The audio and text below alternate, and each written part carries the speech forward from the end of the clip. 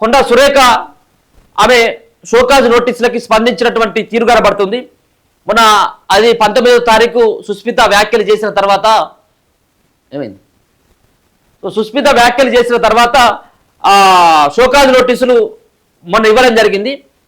నిన్ననే ఆమె ఆల్మోస్ట్ ఇవ్వడం జరిగింది. తన యొక్క అభిప్రాయాన్ని లెటర్ రూపంలో తెలియజేయడం జరిగింది. మీ లెటర్ మీరు తీసుకోరు, షోకాజ్ నోటీసులు నాకు ఇవ్వడం కాదు, నా కూతురు మాట్లాడితే నాకేం సంబంధం అని ఆమె చాకచక్యంగానే చెప్పేసింది. నిజమే కదా, అది కూడా ఆమె మాట్లాడినట్టయితే ఉంటే ఆమె పార్టీ కార్యకలాపాలకు అలాగే పార్టీని డ్యామేజ్ చేసేందుకు ఆమె మాట్లాడితే ఆమె పైన చర్యలు తీసుకోవాలి. కదలట్లు ఇప్పుడు వాళ్ళ కూతురు మాట్లాడిన దానికి ఆమెకేం సంబంధం? ఇప్పుడు ఇంతకుముందు నేను చెప్పిన కదా, వేరే వాళ్ళ కోమటిరెడ్డి మాట్లాడితే రాజగోపాల్ మాట్లాడితే వెంకటరెడ్డి బాధ్యత వహిస్తాడా? సో ఇది కూడా అంతే కదా.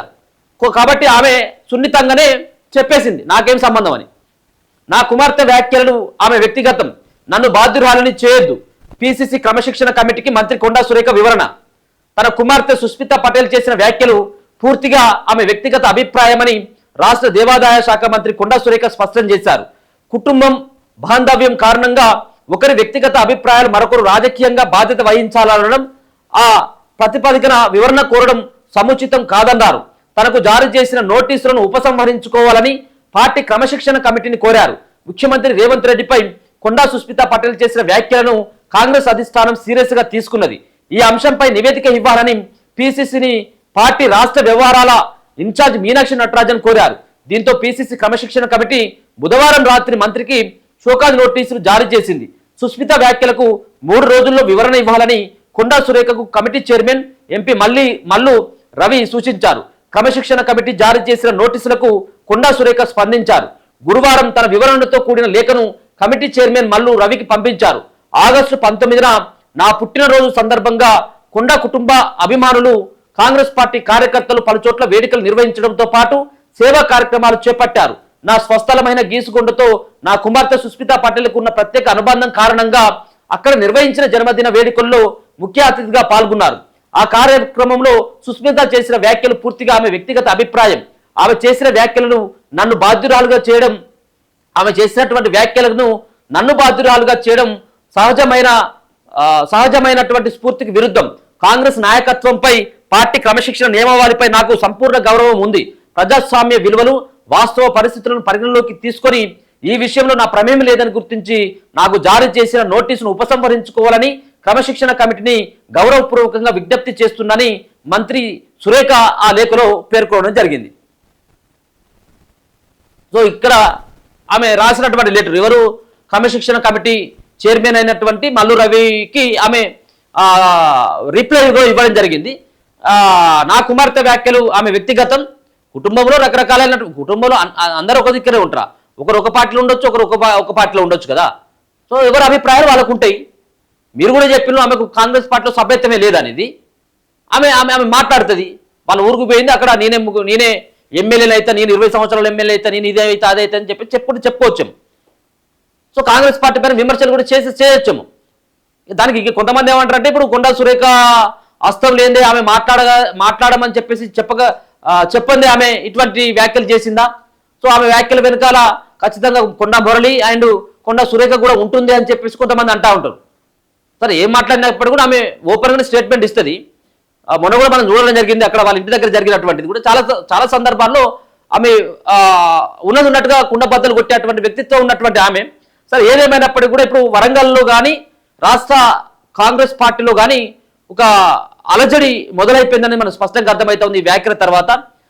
మరి కొండా సురేఖ ఇచ్చినటువంటి రిప్లైకి ఏ విధంగా స్పందిస్తుంది అధిష్టానం? సో ఇక్కడ వరకు ఫుల్ స్టాప్ పెడుతుందా, లేకపోయినట్టయితే ఉంటే మళ్ళీ ఏమైనా ఇంకా చర్యలకు ఏమైనా ఉపక్రమిస్తుందా అనేది కూడా చూడాలి. ఆమె అయితే నేను బాధ్యురాలను కాదు, నేను క్షమాపణ చెప్పను, నేను సారీ చెప్పను, నేను అసలు దీనికి రిప్లై ఇవ్వను, మీరు ఇచ్చినటువంటి నోటీస్ని మీరే వెనక్కి తీసుకోండి అని చెప్పేసి ఓపెన్గా ఆమె స్టేట్మెంట్ ఇవ్వడం జరిగింది. ఆమె స్టేట్మెంట్ కూడా చూసుకోవచ్చు. ఇదే శ్రీమతి కొండా సురేఖ ఆమె పేరు మీద వచ్చినటువంటి ఇదే రిప్లై లేఖ. టీపీసీసీ క్రమశిక్షణ కమిటీ చైర్మన్ శ్రీ మల్లు రవి గారికి విషయం. టీపీసీసీ క్రమశిక్షణ కమిటీ జారీ చేసిన నోటీసులకు సంబంధించిన నా యొక్క వివరణ. నా జన్మదినోత్సవం ఆగస్టు 19 సందర్భంగా రాష్ట్ర వ్యాప్తంగా కొండా కుటుంబ అభిమానులు కాంగ్రెస్ పార్టీ కార్యకర్తలు పలుచోట్ల వేడుకలు చేసుకున్నారు. సేవా కార్యక్రమాలు చేపట్టారు. ఈ వేడుకల్లో భాగంగా నా స్వస్థలమైన గీసుకొండతో తనకున్న ప్రత్యేక అనుబంధంతో అక్కడ అభిమానులు కార్యకర్తలు నిర్వహించిన నా జన్మదిన వేడుకల్లో ముఖ్య అతిథిగా నా కూతురు కొండ సుస్మిత పాటిల్ పాల్గొన్నది. ఈ సందర్భంలో తాను చేసిన వ్యాఖ్యలు పూర్తిగా తన స్వంత అభిప్రాయాలకు సంబంధించినవి. కుటుంబ బాంధవ్యం కారణంగా ఒకరి అభిప్రాయాలకు మరొకరు రాజకీయంగా బాధ్యత వహించాలనడం, వివరణ కోరడం తగదు. దీనికి నన్ను బాధ్యురాలను చేయడం సహజ న్యాయస్ఫూర్తికి విరుద్ధమని వినమ్రంగా తెలియజేస్తున్నాను. కాంగ్రెస్ పార్టీ నాయకత్వంపై పార్టీ క్రమశిక్షణ నియమాలకి నాకు సంపూర్ణమైనటువంటి గౌరవం ఉంది కాబట్టి పై వాస్తవాలను ప్రజాస్వామ్య విలువలను పరిగణలోకి తీసుకొని ఈ విషయంలో నా ప్రమేయం లేదని గుర్తించి నాకు జారీ చేసిన నోటీసును ఉపసంహరించుకోవాలని గౌరవపూర్వకంగా కోరుతున్నాను. ధన్యవాదాలతో కొండా సురేఖ అంటూ ఆమె యొక్క లెటర్ కూడా అఫీషియల్ అయినటువంటి లెటర్ నిన్ననే 20వ తారీఖు ఆమె రాయడం జరిగింది. సో దీని పట్ల మరి అధిష్టానం ఏ విధంగా స్పందిస్తుంది? ఒక పక్కనేమో ఆమె పైన వాళ్ళ కూతురు వ్యాఖ్యలు చేసినప్పటికీ కొండా సురేఖ పైన ఆగ్రహంతో ఉన్నట్టుగా తెలుస్తా ఉంది ముఖ్యమంత్రి రేవంత్ రెడ్డి. సో ఈ నోటీసుల తర్వాత ఏ విధమైనటువంటి పరిణామాలు ఉంటాయో మనం భవిష్యత్తులో చూడాలి. ఆమె మరి ఇంకేమైనా నిర్ణయం తీసుకొని ఆ విధమైనటువంటి షోకాజ్ నోటీసులకు ఈ విధమైనటువంటి రిప్లై ఇచ్చిందా, లేకపోయినట్లయితే ఎట్లా ఉంటుందో చూడాలి. ముఖ్యమంత్రి అయితే ఇక్కడ లేడు. సో ఇప్పటికిప్పుడు ఆమె పైన నిర్ణయం తీసుకున్నటువంటి అవకాశం ఉంటుందా అంటే అది ఉండకపోవచ్చు. ఇక్కడ ఉన్నప్పుడే ఏం నిర్ణయం తీసుకోలేదు.